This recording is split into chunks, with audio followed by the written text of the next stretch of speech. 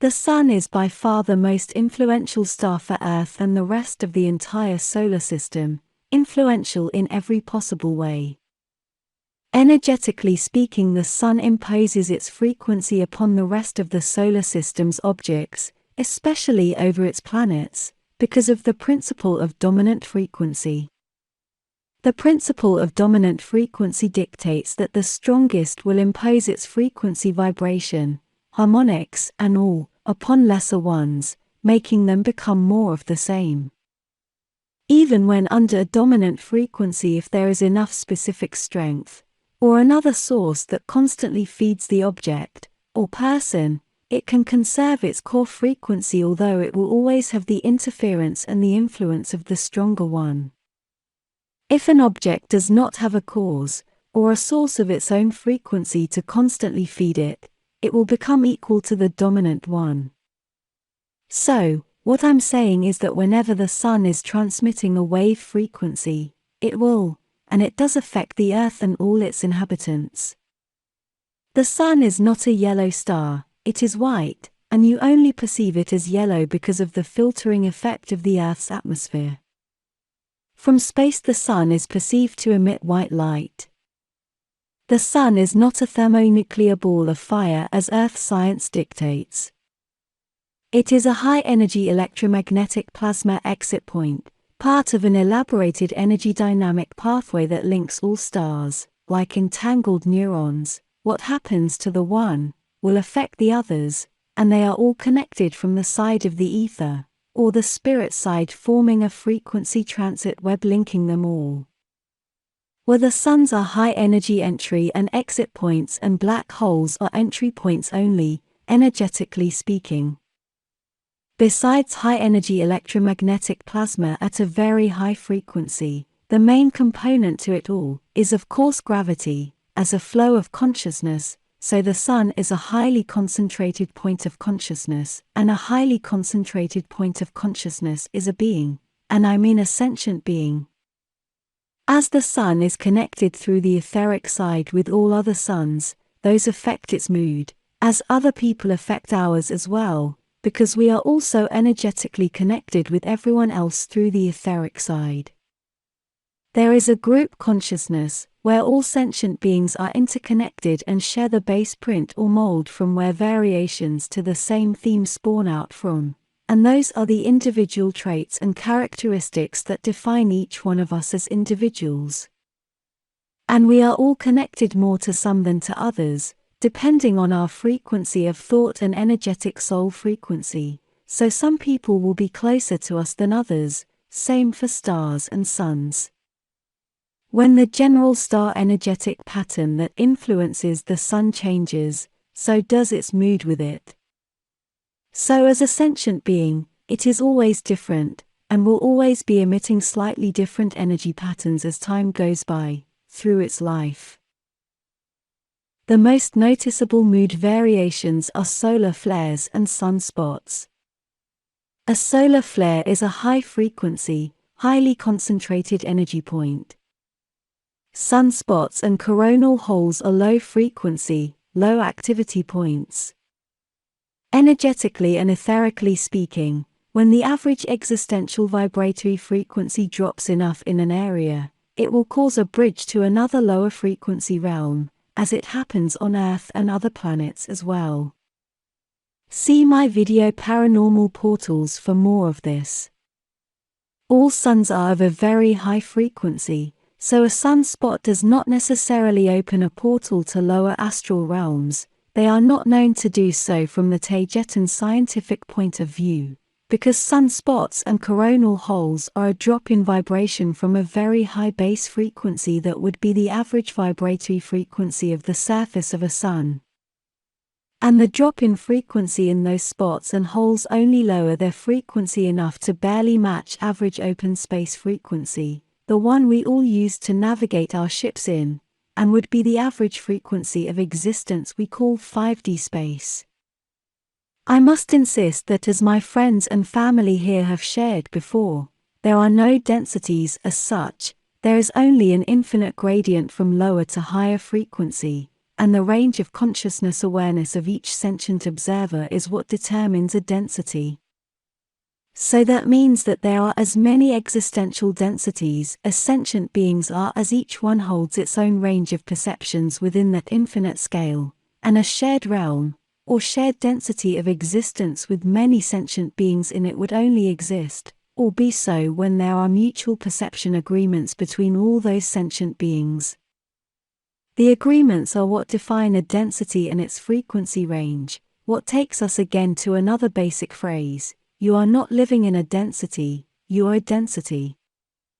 A higher density, or a lower density, are defined as the average frequency of thoughts of the sentient being, or beings creating it, and the higher a frequency, the more data is processed, because of a higher awareness.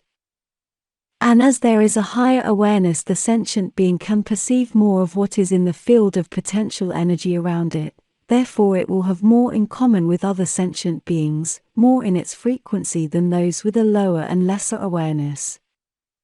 Therefore, agreeing with the sentient beings with higher awareness and not with the ones with a lesser capacity of awareness and perception.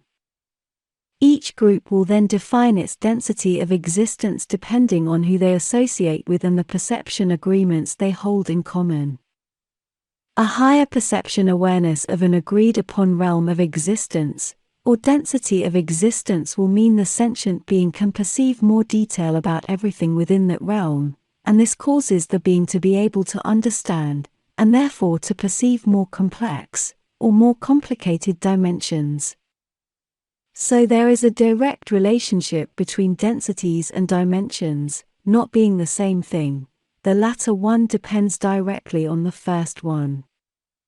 Coming back to suns, each sunspot and each coronal hole are then portals, and can be mapped and used by starships, creating with it a wormhole transit system, coming in and out of stars that countless stellar civilizations have been using for eons. Stars can be used as both exit points and entry points, and black holes can only be used as entry points, but they are still dangerous, so they are not really used. The dynamic pressures and stresses on a ship are simply too high and they are unpredictable. Remembering that all changes and frequency fluctuations of the Sun affect the Earth, we come to the most important point of today's video, and the reason why I felt this subject was important. When there is a low frequency event in the Sun, it will also lower the base average frequency of all the planets including Earth. This low frequency activity in the Sun almost always is correlated to large amounts or unusually large sunspots and coronal holes. So when there is a low frequency event in the Sun, the Earth also goes down on average existential frequency, making it a lot easier for things, entities, and spirits from the lower astral to be able to influence and interact more with people and objects on the material side.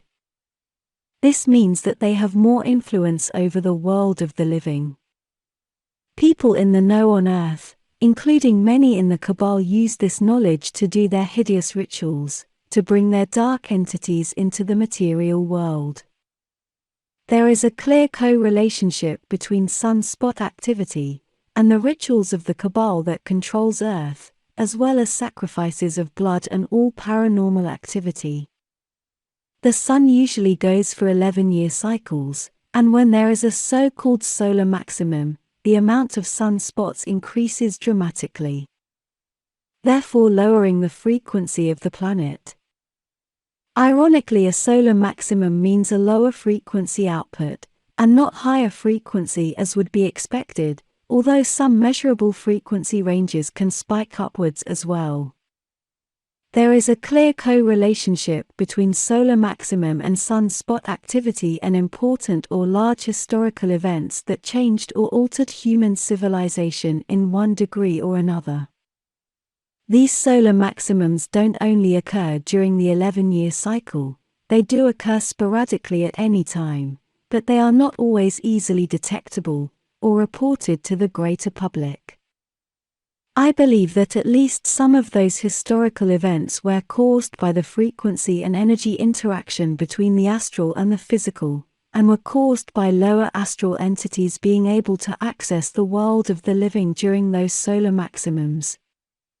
And those entities were helped by hideous rituals and sacrifices performed by cabal members who offer them to those lower astral entities in exchange for favors and power. I'm also convinced that the simple shift in energy frequency is enough to cause altering events, both for good and for bad. Examples of historical events occurring on, or near solar maximums are the American Revolution, from the year 1776 to 1787, solar maximum in the year 1778. Great October Revolution in Russia, solar maximum in the year 1917. Twin Towers, 9/11, solar maximum in the year 2001. These are only 3 examples of a very long list of events that can be linked to solar maximum and sunspot activity. Research this online and you will see the clear connection. Sunspots are portals, as simple as that, and they also cause, or facilitate other portals to open when in their range of influence. Because everything is connected, especially portals.